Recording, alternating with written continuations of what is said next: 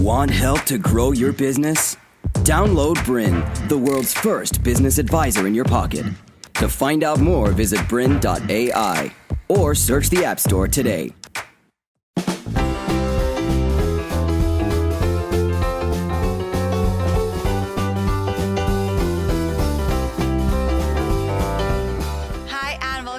Bananas about marketing. Welcome back. This young lady over here goes by the name of Franziska, Iseli. Was that good? It was very good. The lovely Franziska Iseli would have been even better. And my name's Christo, and we're going to go through a bunch of cool marketing stuff with you on today's or on this episode. Do you want to share what it is? Yeah, should I give them a little preview? I reckon. What we're going to do is we're going to demystify online marketing. Now, online marketing can be quite confusing for some businesses because there's so much information out there, and sometimes it's even conflicting. Some people say this, some people say this, and sometimes you're wondering, I don't even know. I don't even know what to believe. I don't know where to go. I don't know how to go about this whole online thing. So what we thought we would do today, and that's why I've also got my drawing board here with me, we are going to demystify this whole thing with you together on a little drawing board, and you can follow along. So I'll be the little I was going to use one of these bad words. I'm going to be the prop girl, and you're going to be doing a lot of the talking. Yeah, exactly. I'll draw what you say. Assistant. So online marketing, and then we will also look a little bit at email marketing funnels. So at some of the funnels that you could build if you choose to, in regards to automating parts of your marketing. So should we hook in? Yeah, so what we call this thing the online ecosystem, because what can happen here is we like to build our online marketing to be almost like a machine, like an ecosystem that runs on its own.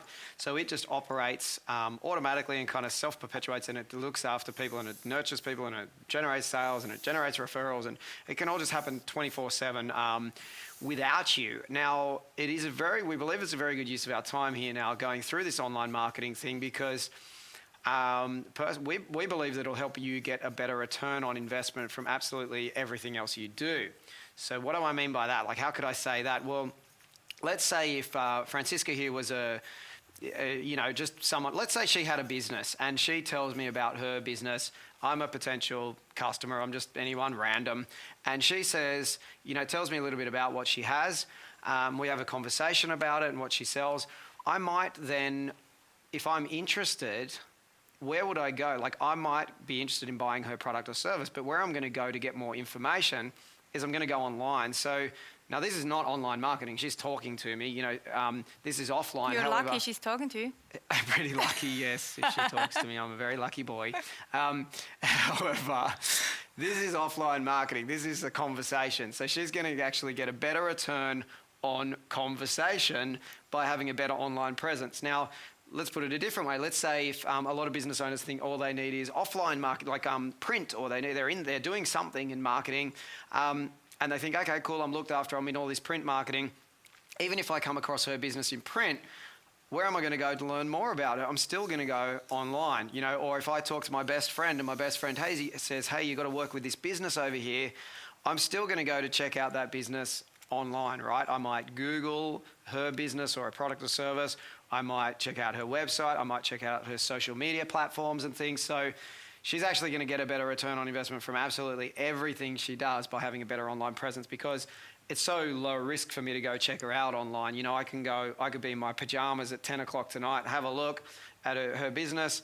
If I don't like what I see, click close. That wasn't very hard. That wasn't scary at all. I can click close and it's done. There's it's not like it's a scary sales conversation or anything. Or I could check her out on my phone, even check out the business, no matter of minutes. And if I like what I see, pursue further. Or if I don't, click close. So I believe it will help us get a better return from. Absolutely. And there's a system to this. So if you're wondering, but where do I start and how do I do this? It sounds all beautiful. There's a system. There's a system to it. Should we share it? Right now? Yes, we should. And we should. Just quick note on this too. As we go through this, if you're one of those people who are scared of online marketing, like as soon as we even say the words online marketing, if you get a little bit nervous and uncomfortable, that's okay. We're going to, you'll get a lot out of this, so stick with us. Or even if you think you're quite savvy with online marketing, let's see if we can make it work better for you. Because part of, well, definitely what I believe is that where the genius of online marketing happens is not opening up a program and clicking some technical click thing in a program and knowing where to click and understanding the program better than anyone else. It actually happens on paper a lot of the time. So it's in the architecture of mapping out what we want to happen, knowing what we want to happen where, and then you don't have to actually be technical at all and know where to click in any program or ever even look inside a program if that's not your strength. You map it out on paper so you know what's happening, how you're engaging people, how you're going to communicate with people and so on. Then you take that paper, that architecture of what we want to happen, and you can have someone who knows where to click and how to put it into a system and make it reality. You get them to do it, or you get someone like us to do it, someone who knows what they're doing, or you might be capable yourself and you might know how to do it, and that's okay. But it doesn't mean that, you don't have to be this technical computer whiz to be able to have effective online marketing with what we're about to do. But you do have to understand the structure. Yeah, exactly. You need to architect the flow and know what's happening, and it needs to be in your voice, all of the communication, and you need to be comfortable with it. Otherwise, nothing's going to happen, basically. So the first thing you can do right now, and I already did that, I got a bit of a head start, is you can draw 1, 2, 3, 4, 5 columns. It's also on the screen here, and I've just drawn it here so I can follow along. And draw the 5 columns, maybe pause this video for a minute or so. And the columns are called traffic, leads, conversions, relationships, and wake up. So 5 columns: traffic, leads, conversions, relationships, and wake up. And once you've done that, we'll start going through this, and this is going to be your architecture. So maybe just pause this video so we can keep talking right now and give you everything that we can in the time we've got together. Do it very fast. So do you want to start, and I just make notes? Yes. Yep. Okay. So the first thing we're going to need for any online marketing to happen and for it to work is we're going to need some traffic. So traffic, in our first column here, traffic is basically people coming to look at your stuff. Like people, it's eyeballs coming to look at whatever you sell, your product or service. Usually the place that you're going to move them to advance them towards a sale is going to be to your website. That's why we already have a website here in the second column in the middle of that. So you could pop website in the middle of that second column there, because that's where you usually move people towards making a sale. So traffic's like people coming to look at your, what you offer. So first of all, so we can break traffic into 2 sections. So traffic can be free, and that will require is it will require your focus, basically. Your time? It would require your time and your focus, your time and your energy to generate free traffic. Some ideas of some free methods, some ways to get traffic. Do we have a little look? Yeah, let's do that. Let's brainstorm some ideas here, why don't we? Cool. Social media. So social media obviously can be free and paid. Let's put them both in both sides. Yes, so social media. So examples of social media, well, it could be Facebook, for example. You could spend time on Facebook. It could be Instagram, for example. It could be Pinterest as a social platform. It could be video, that you could create videos and put videos online. It could be listing your business in free directories. There's a lot of directories online that are also free. Quick note on this one too. A lot of the time people think they need to be on every social media platform, and that's not what we're saying here. We're not saying you have to be on every social media platform. You should realistically, most people are only ever going to be strong on 1 or 2, maybe 2 platforms where you're really strong and have a good presence. You don't have to be on all of them, right? It's like you don't have to be across every single thing. And most of the time what will happen if you do try and spread yourself across all social platforms is you do a dodgy job on 6 versus doing a really good job on 1 or 2. So play to your strengths. How do you choose? Well, you choose by where your market is hanging out. Exactly. Where your so market's we've got hanging out. social media channels, which could be anything. It could be Facebook, Twitter, YouTube, Pinterest. You choose. Directories. What else? Blogging. So content marketing. Let's put down blogging as a free strategy. What else? We could even... Networking could be even one. I was about to say, you could blur the lines here because online and offline become one and the same as well. So what I mean by that, like let's say if I went off to a networking event and I, present about my business and do my little elevator pitch and spiel in front of 30 people in a room, if there's people interested in working with me or learning more about our product or service, they'll go and check us out online. So the traffic column really kind of becomes one and the same with online and offline as well. So that's exactly a good point to clarify. Your traffic sources can be both online and offline. They don't just have to be online only. So we got networking. What else? Very For good. paid ones, we've got all the different social media ads, of course. Facebook is doing ads, Twitter, LinkedIn. You can do ads on Instagram, on YouTube. What else is the paid strategy? There's paid directories as well, depending Yeah. on your industry. You could be paying to be one. There could be also offline methods as well, once again, like a paid print ad. It's the same sort of thing. It's going to send people Yeah. to the online presence.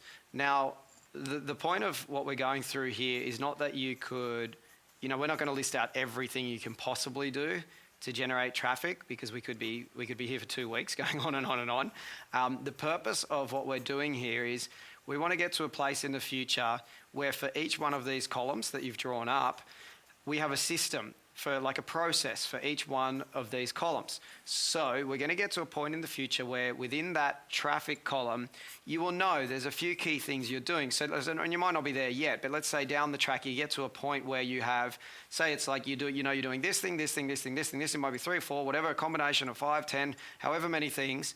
You're doing these things and they're all tested and tracked. So you know that by doing this, this, this, and this, and this, that's moving a predictable, forecastable, even controllable amount of traffic to your website. So for example, you might have, like it could be any number depending on where the scale and level of your business, but you might be doing a number of activities that send, say, 1,000 new faces to your website every single week. And you're doing these things, and you can even forecast it, you can control it even with, because you know exactly what you're doing. So we need a process to generate traffic. Exactly. I might quickly share what I've written down, and then you can do the same again. Maybe pause this video and just write down the things that you are already doing in your business. What are some of the free things you're doing? What are some of the paid things you're doing? And maybe even a list of what are some of the things you would like to be doing. So I've also added here networking. I've added partnerships, which we're going to talk about a lot more in detail in one of the episodes of this show. Also PR, so getting publicity can be very effective to drive traffic. And I've also added paid directories, ads, so it could be print ads, could be TV ads, radio ads, depending on your target market. Direct mail, one of my favorite ones. We're going to talk about that in the next show. And Google Ads. And of course, as you mentioned, Christo, there are a lot more, but this is a really good start to drive traffic to your website. Now what?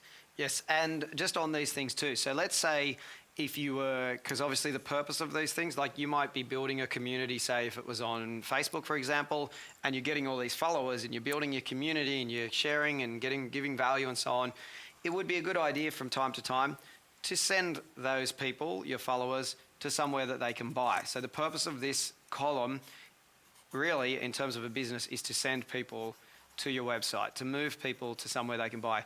If you posted up the latest pair of sunglasses that you sell, well, where would you send them to on your website? You should send them to exactly that pair of sunglasses. It's all about relevancy online as well. We do a lot of testing, even in our, Basic Bananas, our own business. We spend over, $10,000 per month on advertising spend online.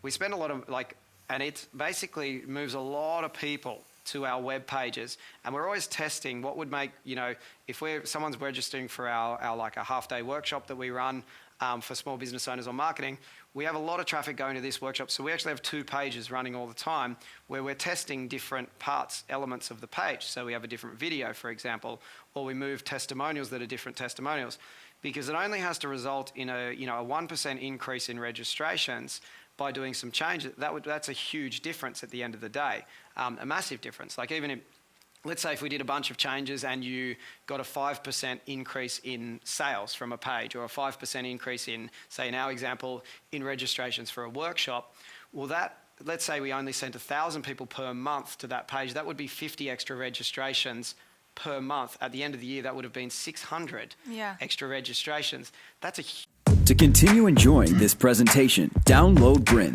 the world's first business advisor in your pocket. To find out more, visit BRiN.ai or search the App Store today.